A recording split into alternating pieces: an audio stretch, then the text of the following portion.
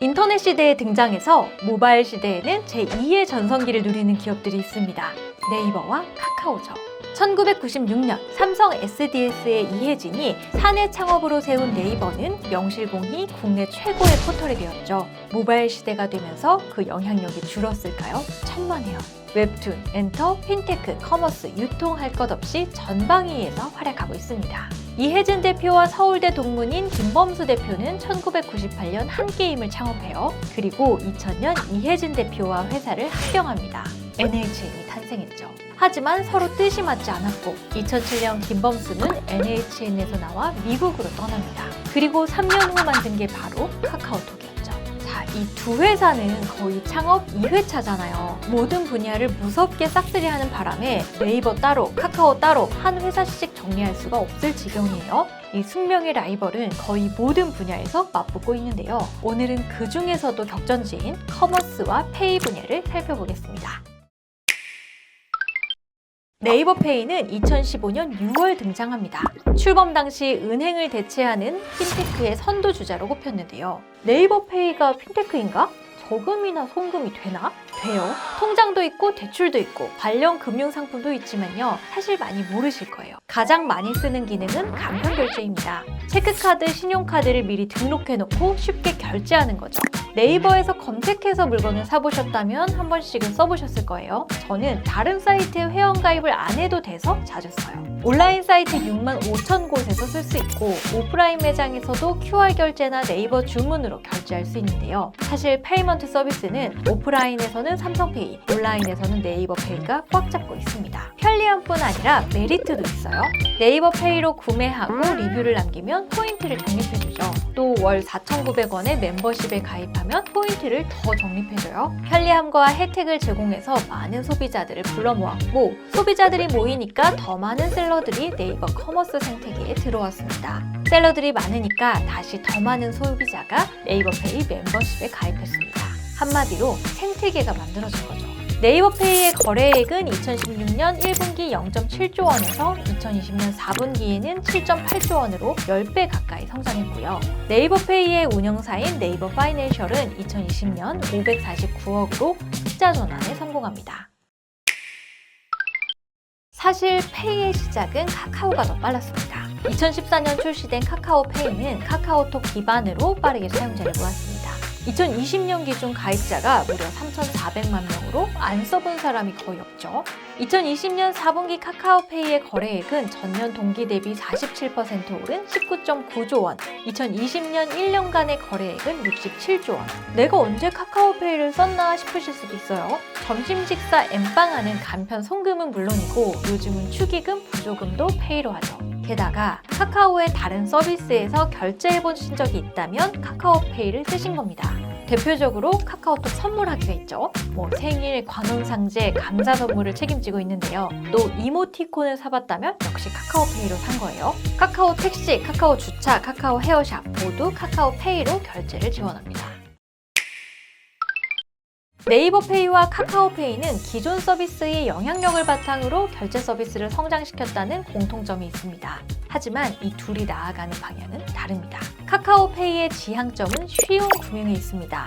카카오페이는 손해보험사 예비 허가를 받고 보험업계 인재들을 채용하기도 했는데요. 송금은 물론이고 대출, 투자, 보험까지 금융상품을 직접 다루는 핀테크가 되려고 하죠. 2020년 2월 바로 투자증권을 인수해 카카오페이 증권을 자회사로 설립했고요. 또 보험 스타트업인 인바이유를 인수해 KP 보험 서비스를 자회사로 갖고 있어요. 결국 이름은 페이지만 본질은 생활 금융 서비스에 가깝습니다. 카카오톡 유저들의 라이프 스타일에 따른 상품을 직접 만들거나 중개하기만 해도 압도적인 영향력을 발휘할 수 있죠. 먼저 소개한 적이 있는 소파이처럼 말입니다.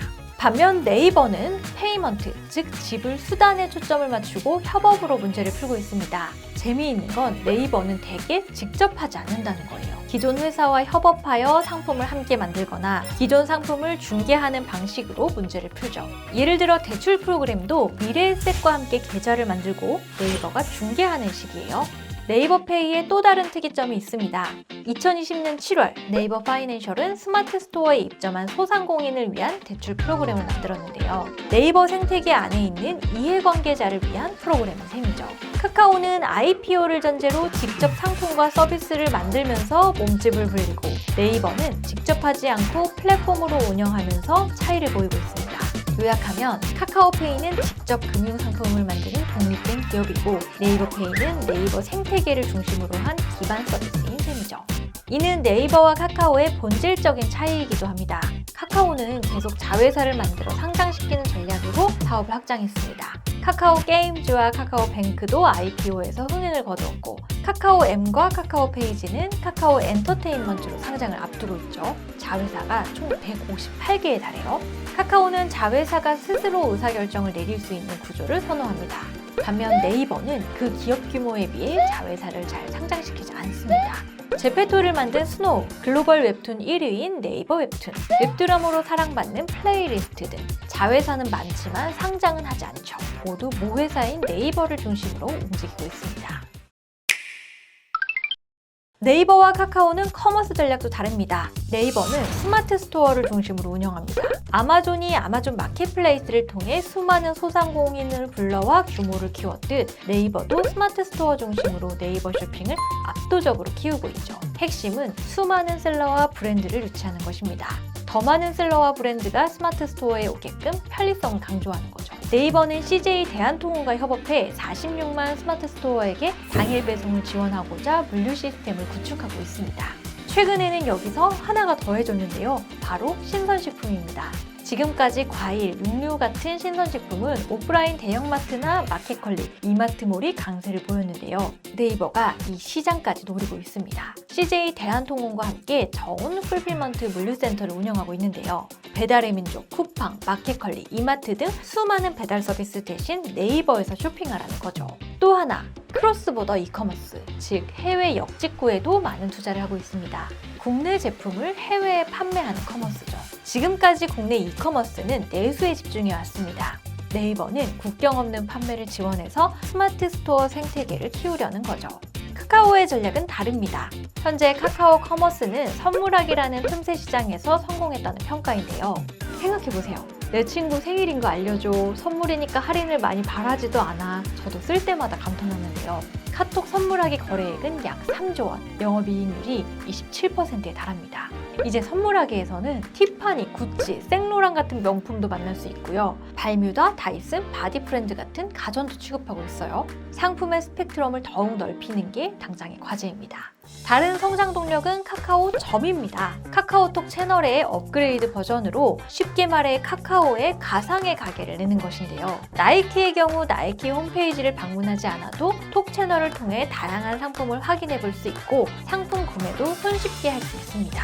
카카오 버전의 네이버 스마트 스토어인 셈이죠. 선물하기라는 안정적인 수익 채널을 바탕으로 아예 다른 사업 영역을 개척하는 것이 카카오 커머스의 과제입니다. 자, 그런데요. 커머스 중에서도 가장 치열한 카테고리가 있어요. 바로 패션입니다.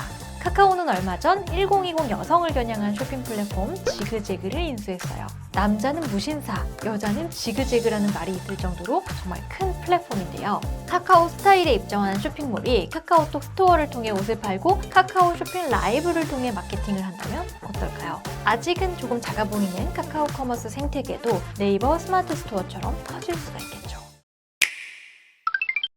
페이와 커머스, 같은 이름을 쓰고 있지만 두 회사가 취하는 전략을 보면 이렇게까지나 다를 수 있나 싶어요. 바로 목표가 다르기 때문입니다.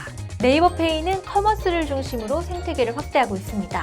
네이버의 커머스는 쿠팡과 같은 오픈 커머스 플랫폼과 경쟁합니다. 반면 카카오페이는 독립적인 금융상품 서비스를 구축하려 합니다. 카카오페이의 경쟁자는 네이버페이가 아닌 토스와 기존 금융권이죠. 흔히 카카오와 네이버를 라이벌로 묶지만 두 회사의 영역은 겹치지 않는 분야가 더 많습니다.